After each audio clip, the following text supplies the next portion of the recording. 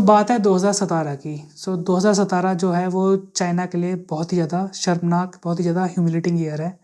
Because उस साल क्या हुआ था, जो गूगल है, उन्होंने अपना एक एआई बनाया था अल्फ़ागो।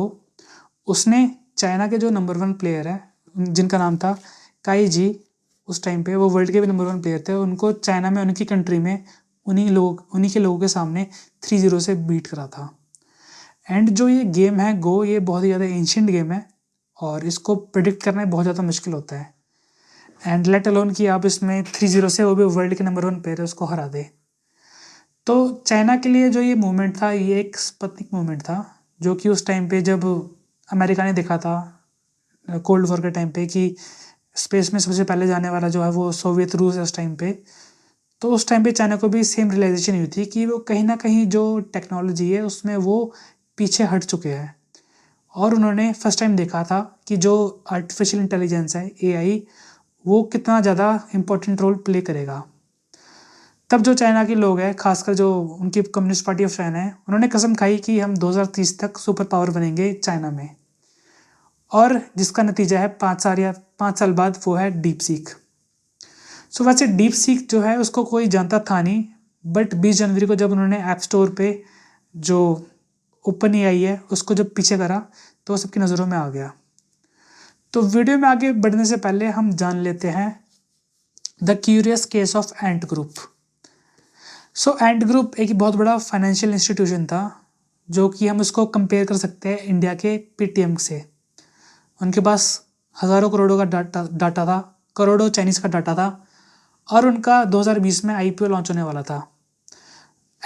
इन्वेस्टर बहुत ज़्यादा एक्साइटेड थे, पूरी दुनिया एक्साइटेड थी, क्योंकि वो दुनिया का सबसे बड़ा आईपीओ होने वाला था $35 बिलियन का, और सबकी निगाहें उस टाइम पे चाइना पे थी। बट 2 दिन पहले न्यूज़ आती है कि जो उनका आईपीओ है वो रिलीज़ नहीं होएगा, एंड जो उनके फाउंडर थे जैक मा, उनको अरेस्ट कर लिया गया। फिर जब थोड़ा हल्ला मचा कि इतने पावरफुल इंसान जो इतने अमीर है, एंटरप्रेन्योर है, जिन्होंने चाइना को इतना आगे तक ले गया है, तो वो कहाँ पर एग्जैक्टली। तो हल्ला मचा तो बात निकल कर आई कि उन्होंने कुछ टाइम पहले जो कम्युनिस्ट पार्टी ऑफ चाइना है उनके खिलाफ ये बोल दिया था कि जो लैंडिंग प्रैक्टिसेस है कंट्री में वो बिल्कुल रूल के अकॉर्डिंग नहीं है, एंड उसको थोड़ा रिफॉर्म कराने की ज़रूरत है। बट जो ये क्रिटिसिज्म था उसको उस क्रिटिसिज्म में ना लेके उसको डायरेक्टली एक चैलेंज ले लिया कम्युनिस्ट पार्टी ऑफ चाइना ने, एंड उनको ब्रूटली सप्रेस करा गया, उनको अरेस्ट करा गया, बकायदा उनको टीवी पे बुला के माफ़ी भी मांगनी पड़ी। तो उससे जो चाइना है, उन्होंने चाइना की जो कम्युनिस्ट पार्टी है, उन्होंने शो करा कि ऑल्दो आप जितनी बड़ी कंपनी हो, चाहे आप करोड़ों के मालिक हो, हज़ार करोड़ों के, बट जो पावर है वो हमारे पास ही रहेगी। फिर मीटिंग में एंट्री होती है 5 साल बाद डीप सीक की। तो देखिए, जो डीप सीक है वो एक बहुत ही छोटी कंपनी थी, एंड उसको कुछ चुनिंदा लोगों ने एज अ साइड प्रोजेक्ट की तरह उसको स्टार्ट करा था, और कोई उसको जानता भी नहीं था चाइना में, क्योंकि चाइना में और वैसी बहुत बड़ी बड़ी कंपनीज थी जो कि बिलियंस ऑफ डॉलर्स में थी, जिनकी स्पेशलिटी एआई को लेके थी। बट जो डीप सीक ने करा वो बाकी कंपनी नहीं कर पाई, जैसे कि मैंने पिछली वीडियो में कवर कराया था। आप उसको ज़रूर चेक करना इस वीडियो के बाद कि एग्जैक्टली डीप सीक ने एग्जैक्टली करा क्या था, जिसकी वजह से ट्रिलियंस ऑफ डॉलर अमेरिका की मार्केट से उड़ गए। तो क्या हुआ, 20 जनवरी को उन्होंने क्या करा, एप्पल का जो ऐप स्टोर है उस पर जो ओपन एआई है उसको पीछे कर दिया और वो नंबर 1 पर आ गए। ऐसे हलचल मच गई, और एनवीडिया ने ही अपने $600 बिलियन गंवा दिए इस एक न्यूज़ की वजह से। तो क्या हुआ, उसी दिन 20 जनवरी को जो सीईओ है डीप सीक के, लियांग वेनफेंग, उनको जो प्रीमियर है which is equivalent to prime minister of India, Li Qiang, उनको मीटिंग में बुलाया गया। तो जो उनको मीटिंग थी, ये इतनी बड़ी मीटिंग थी जैसे कि मान लीजिए कि मैं एक छोटा यूट्यूबर हूँ और मेरे 1 या 2 व्यूज़ आते हैं हार्डली, बट प्रधानमंत्री मोदी जी वो मुझे इनवाइट कर लेते हैं कि मेरे व्यूज़ को जानने के लिए। तो ऐसे कुछ केस था डीप सीक के रिगार्डिंग। तो जब ये मीटिंग हुई तो उससे काफ़ी सारी बातें खुल कर आई। तो उसमें जो सबसे बड़ी बात थी वो ये थी कि जो एआई है वो शी जिनपिंग के माइंड में बहुत ही एक स्पेशल प्लेस है इस चीज़ को लेके, और उनको लगता है कि जो एआई है उसकी मदद से जो चाइना की जो मिलिट्री है उसको और मॉडर्नाइज करा जा सकता है। स्पेशली जो बैटल की टैक्टिक्स होती है उसको किस तरीके से इस्तेमाल करा जा सकता है, क्योंकि जो गेम है गो वाली, जिसका मैंने वीडियो की स्टार्टिंग में जिक्र करा था, उस गेम को जो माओ जेडुंग है, जो कि फाउंडर है चाइना के communist party of communist China के, वो उसको बहुत ही ज़्यादा खेलते थे एंड वो जो अपने अंडर ऑफिसर्स होते थे उनको खिलाते भी थे। एंड कहीं ना कहीं जो गेम है गो, उसमें भी इसी स्ट्रैटेजी का इस्तेमाल होता था एंड उसी स्ट्रैटेजी का इस्तेमाल करके उन्होंने जो उस टाइम पे पार्टी होती थी राइवल में, उनको बाकायदा हराया भी और जापान को भी धक्के मार के निकाल दिया। तो चाइना को भी ये सेम आइडिया आया कि इसकी मदद से जो हम बैटल टैक्टिक्स है उसका भी इस्तेमाल कर सकते हैं और ऐसे ऐसे टेक्निक्स का इस्तेमाल कर सकते हैं, ऐसे ऐसे प्लान्स का इस्तेमाल कर सकते हैं जो कि दुश्मन कंट्रीज को ना सोच पाए। थर्ड जो उसमें मेन इंपॉर्टेंट चीज़ आती है वो है ऑटोनोमस वेपन्स। सो ऑटोनोमस वेपन्स कुछ नहीं होते बल्कि ऐसे होते हैं कि कुछ रोबोट्स बनाए, उनके पीछे कोई ऑपरेटर नहीं होता इंसान, बल्कि वो अपने डिसीजन खुद ले सकते हैं। और जो डीप सीक है इसकी मदद से उनको ट्रेन भी करा जा सकता है, जिसमें जो डिपेंडेंसी है वो काफ़ी कम हो सकती है और जो खर्चा है मिलिट्री को मेंटेन करने का, सैलरी देने का, वो काफ़ी कम हो सकता है। एंड जो लास्ट पॉइंट इसमें आता है वो ये है कि चाइना ने देखा कि कैसे डीप सीक है उसने ट्रिलियंस ऑफ डॉलर अमेरिका की जो शेयर मार्केट है उससे उड़ा दी है विदाउट जानबूझ के, मतलब ऐसे विदाउट अनइंटेंडेड कॉन्सिक्वेंसेस लगा लीजिए कि वो एक साइड प्रोजेक्ट था बट एक साइड प्रोजेक्ट ने इतना भारी नुकसान पहुंचा दिया। एंड उसका फ़ायदा भी ये होगा कि वो काफ़ी एक्सेसिबल हो गया, काफ़ी अफोर्डेबल भी हो गया।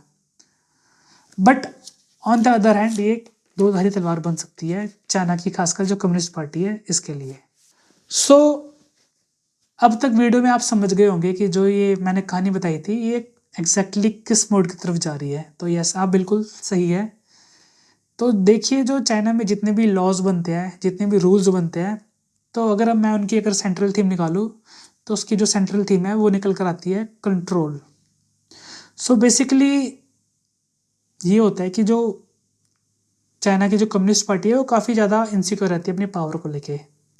और हमने देखा भी था प्रीवियस एग्जाम्पल में कि जो जैक मा है इतने बड़े एंटरप्रेन्योर थे, काफ़ी यूथ के वो आइकन भी रहे हैं एज ए एंटरप्रेन्योरशिप में लेके, उनको भी ब्रूटली सप्रेस कर दिया एंड दे शोड कि यस हम इस पावर में हैं। बाकी जो बड़ी बड़ी कंपनीज हैं, ऑल्दो आप हज़ारों करोड़ों का प्रॉफिट कमा लीजिए, आप हमारा नाम भी ऊँचा कर लीजिए, बट जब पावर की बात आती है तो हमसे बड़ा कोई नहीं हो सकता। और उन्होंने ये शो भी करा एंड इसका नतीजा ये है कि 5 साल हो गए, आज तक भी एंट ग्रुप है उसका आज तक कभी आईपीओ लॉन्च ही नहीं हुआ और कुछ नहीं पता कि आगे उनके साथ होगा भी क्या। तो जो सेंट्रल थीम की मैं बात कर रहा था कंट्रोल की, तो वो डायरेक्टली कंट्रोल नहीं करता। तो चाइना में एक बहुत ही पॉपुलर एक चीज़ है जिसको कहते हैं core socialist value, and I hope आपने भी कहीं ना कहीं इसका जिक्र भी सुना होगा। तो बेसिकली कोर सोशलिस्ट वैल्यू कोई बड़ी चीज़ नहीं होती, ये सेट ऑफ रूल्स है जो कि 12 रूल्स है एक तरह से। तो बेसिकली सिंपल होते हैं कि जैसे आपने अपनी कंट्री को प्यार करना है, आपको देशभक्ति दिखानी है, एंड आपको कोई भी सस्पिशियस एक्टिविटी है, इवन अगर आपका फैमिली मेम्बर है तो वो भी पार्टी को रिपोर्ट करना है। एंड जब भी मतलब चीज़ें तो अच्छी है, बट क्या होता है कि जो लॉज है वो इसका ये गलत तरीके से इस्तेमाल करते हैं। स्पेशली इस केस में जब जैक मा को अरेस्ट किया गया था तो उन्होंने इसी का बहाना लिया था कि जो जैक मा है उन्होंने जो कोर सोशलिस्ट वैल्यू है इसको वायलेट करा था एंड एक तरह से रिबेलियन स्टार्ट करने की कोशिश की थी, जिससे ये होता है कि जो पावर है वो चली जाती। तो जैसे कि हमने पिछली वीडियो में डिस्कस करा था कि जो डीप सीक है उसका नेचर जो सबसे ज़्यादा बात करी जा रही थी वो था उसका चेन ऑफ थॉट को लेके। एंड उसमें ये बता रहा था कि जो भी वो आंसर कर रहा है तो वो उसका तर्क क्या था, उसका लॉजिक क्या था। और जो दूसरा उसकी जो सबसे बड़ी खासियत थी वो था उसका open source nature. For example अगर कोई सॉफ्टवेयर डेवलपर है या कोई भी XYZ डेवलपर है, अगर वो चेक करना चाहे तो वो चेक कर सकता है कि बेसिकली वो चीज़ काम कैसे कर रही है। बट दिक्कत आती है चाइना के केस में। जब डीप सीक पॉपुलर नहीं था तो उस पर जब सवाल पूछे गए थे, फॉर एग्जांपल इस केस में तिएननमेन स्क्वायर को लेके, तो उसे ये प्रॉम्प्ट में पूछा गया था कि आप बिल्कुल ऑनेस्ट रहना और कुछ बात मत छुपाना।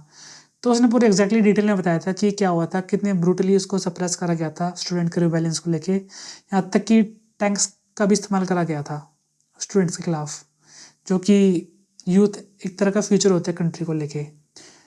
बट जैसे ही 20 जनवरी आती है वो मीटिंग करते हैं CEO, उसके बाद जो उसके प्रॉम्प्ट है वो बिल्कुल चेंज हो गए और वो उससे बचता गया। वन हैंड जब वो एक टाइम पे उसको एक सिंबल बता रहा था रिप्रेशन का, फ्रीडम का, तो वो रिस्पॉन्स चेंज हो गया कि वो एक स्टार्टिंग पॉइंट था कि वहाँ से कल्चरल रेवोल्यूशन स्टार्ट हुआ था, वहाँ से चाइना की जो माओ ज़ेडुंग की जो फ्यूचर था, वहाँ से उनकी विजन की थी, वहाँ से स्टार्ट हुई थी एंड वो काफ़ी सॉफ्ट हो गए। तो एंड में ये होता है कि जो ऑल्दो हमें लग रहा था कि ये डीप सी की मदद से चाइना पूरे वर्ल्ड को डोमिनेट करेगा, ऐसा इतना इजीली है नहीं। ये एक दो धारी तलवार की तरह काम कर रहा है। ऑन वन हैंड वो उनको पावर तो दे रहा है पूरे वर्ल्ड में पावर कमांड करने के लिए, but on the other hand जो उसका ओपन सोर्स नेचर है वो उसके लिए एक मुसीबत हो सकता है। और उससे क्या होगा, जो ये नीड टू कंट्रोल है खासकर कम्युनिस्ट चाइना के अंदर, वो उनके यहाँ से जा सकता है। तो अगर आपको भी इसके रिगार्डिंग कोई भी आपका ओपिनियन है, कोई भी आपकी अगर व्यूज़ है इसको लेके, तो मेरा कमेंट बॉक्स ऑप्शन है, कमेंट बॉक्स मेरा ओपन है। So please do let me know. And अगर आपको मेरी वीडियो पसंद आए तो प्लीज़ एक लाइक एक शेयर का बटन ज़रूर दबाइएगा। Thank you and have a nice day. जय हिंद।